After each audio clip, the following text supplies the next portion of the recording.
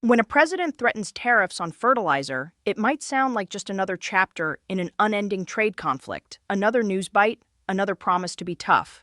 But if you look just beneath the surface of this particular threat, to slap severe tariffs on Canadian potash, the vital nutrient that quite literally feeds North American fields, you discover something far more concerning.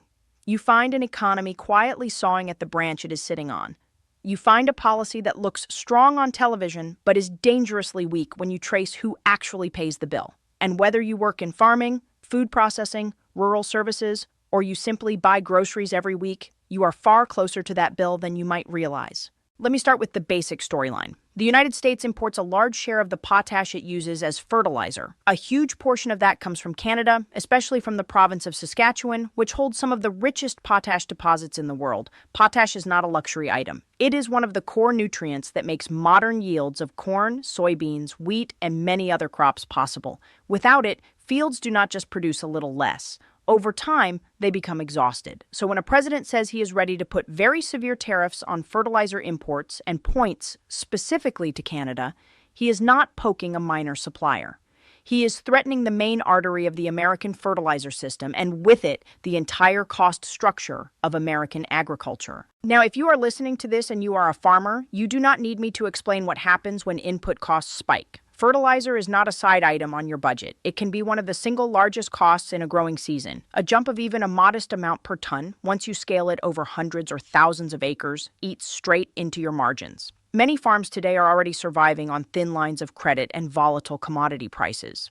A policy that deliberately raises the price of a crucial input is not a casual experiment. It is a direct hit on your livelihood. And here's the twist that almost never gets mentioned in the speeches. The Canadian companies exporting potash to the United States have other buyers waiting. Emerging economies in Asia, major agricultural producers in Latin America, and markets across Europe are all looking for stable fertilizer supply. If you make potash more expensive for American buyers through tariffs, Canada does not collapse. It diversifies. To understand why this is so lopsided, you have to think in terms of geology and infrastructure rather than slogans. The United States cannot simply decide to become a major potash producer next year because it wishes it. Mineral deposits are not created by press conference. Building a new mine, even if you have the resource, takes years of exploration, investment, infrastructure, and regulation. Canada spent decades treating potash as a strategic asset. It built rail lines, ports, pipelines, regulatory frameworks, and long-term contracts to anchor this sector. As a result, it sits today as the most reliable major supplier at a moment when other exporters like Russia and Belarus are constrained by sanctions and geopolitical tensions. The United States, on the other hand, made a different set of choices. It allowed itself to become structurally dependent on imported fertilizer while telling farmers that markets would deliver whatever they needed at the right price. This is where the trade conflict language becomes so misleading. Tariffs are sold as tools to punish them and protect you. But when the thing you are taxing is a key input your own producers cannot replace, the line between them and you breaks down. A tariff on potash imported from Canada does not primarily land on Canadian balance sheets. It lands on the invoices sent to American farmers. It shows up in the bids they make for next season, in the interest rates their banks quote them, in the prices they need to charge just to break even. You might hear big numbers in Washington about new revenue that tariffs bring in, but each dollar of tariff revenue began as a higher cost somewhere in the real economy. In this case, very often in a rural community that has already been told to tighten its belt through every crisis of the last decade. You might be thinking, is there at least some strategic benefit here? Some long-term gain in exchange for the short-term pain? The rhetoric suggests that by making imported fertilizer more expensive, the United States will somehow reshore production, encourage domestic mining, and become more self-reliant. That story would make sense if the bottleneck were laziness or a lack of patriotic commitment among domestic producers. It makes no sense when the bottleneck is geology and decades of infrastructure that you cannot rebuild overnight.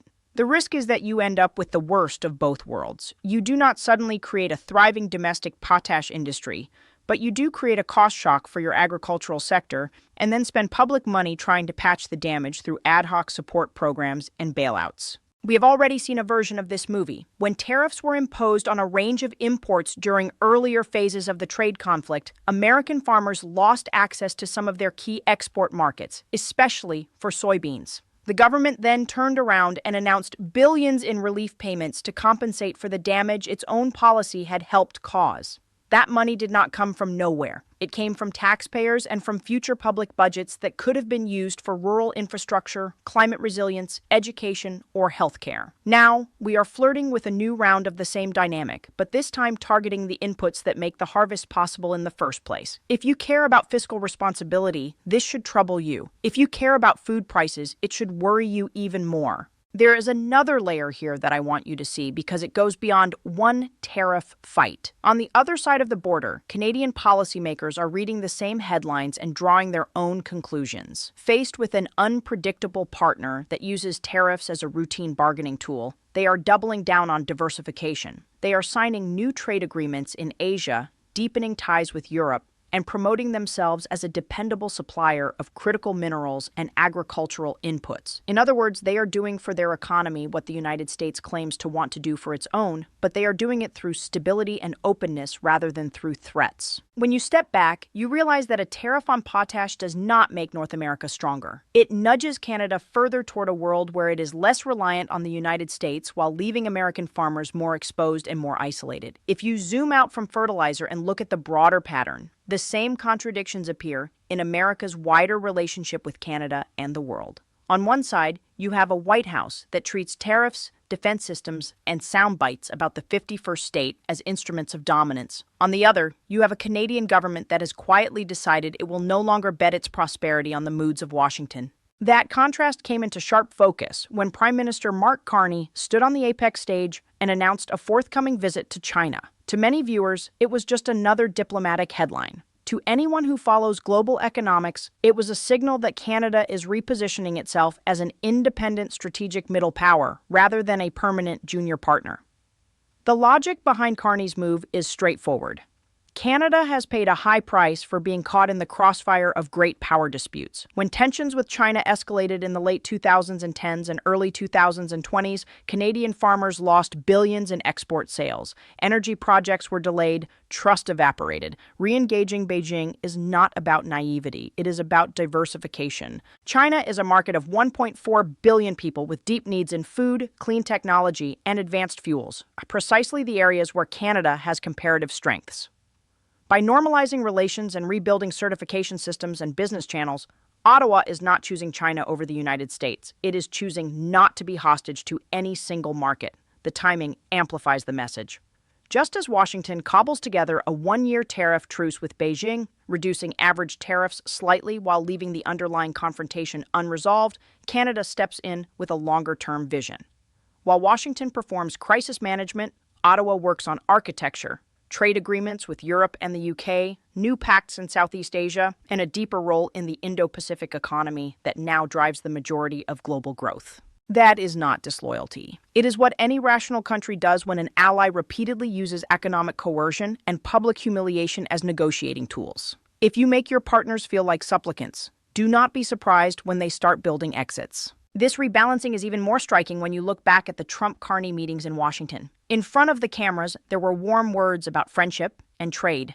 Behind them was a simple fact. Tariffs on Canadian steel, aluminum, lumber, furniture, and other goods were driving up costs in American factories, construction projects, and households. Canadian producers suffered, but they adapted. Some shifted exports toward Europe and Asia. Ottawa provided targeted support. By contrast, the United States found its own manufacturers squeezed by higher input prices and its own consumers paying more at the checkout.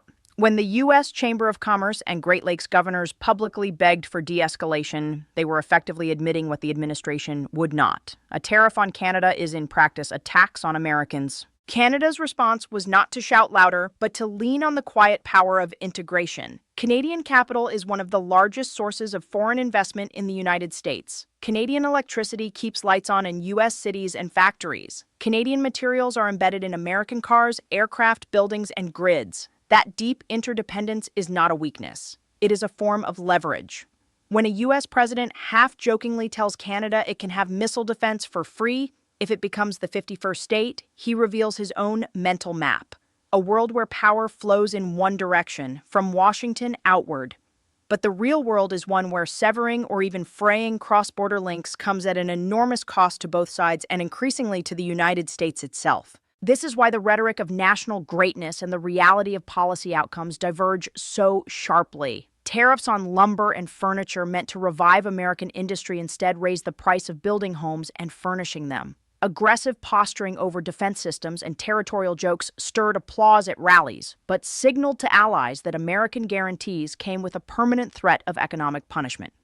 Meanwhile, Canada invested in critical minerals, new refining capacity, clean energy projects, and digital-era trade agreements. The more Washington behaved like an unpredictable landlord, the more Ottawa behaved like a homeowner, quietly paying down debt, renovating, and adding extra doors to the house. From the perspective of economic welfare, especially in rural and working-class communities, this path is dangerous. Tariffs on potash, on lumber, on manufactured goods do not occur in isolation. They stack. Each one adds a few dollars here, a percentage point there, until farmers, builders, small manufacturers, and low-income consumers are all carrying the cumulative burden. The same administration that promises to stand with forgotten communities ends up taxing their inputs, destabilizing their export markets, and then offering temporary relief checks when the damage becomes politically unbearable. That is not a strategy. It is a recurring pattern of self-inflicted crisis and partial compensation. There is an alternative. You can treat allies like genuine partners, not props or targets. You can recognize that in a world of climate change, geopolitical fragmentation, and fragile supply chains, reliability is itself a strategic asset. Canada has understood this and is trying to build a reputation as the dependable supplier of fertilizer, energy, food, and critical minerals. The United States could choose to anchor a North American growth strategy around that reliability, coordinating on clean agriculture, shared infrastructure, and resilient industrial supply chains. Instead, too often it chooses to weaponize interdependence for short-term political theater. In the end, the question is not whether tariffs sound tough or polls move for a news cycle. The question is who ends up more secure, more prosperous, and more influential 10 years from now. A country that taxes its own farmers' fertilizer, its own factories' inputs, and its own consumers' furniture in the name of punishing its closest neighbor is not acting from strength. It is acting from confusion.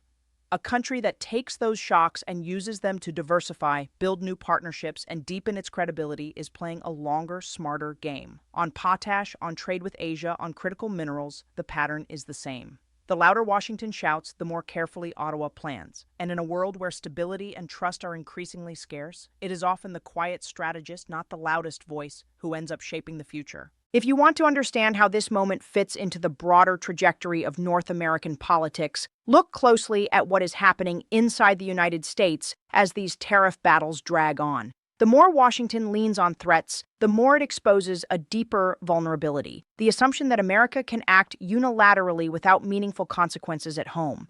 That belief might have worked decades ago when the U.S. economy was less dependent on global supply chains and when allies had fewer options. It does not work in a world where production networks, energy grids, and investment flows are tightly woven across borders. The United States can still issue commands, but it cannot command outcomes. Tariffs on lumber, furniture, steel, aluminum, and now the potential strike against Canadian potash were originally framed as tools to revive American manufacturing and strengthen national security. But as time passed, a different pattern emerged. These policies hit American households, American contractors, American farmers, and American small businesses long before they touched the structural competitiveness of any foreign industry.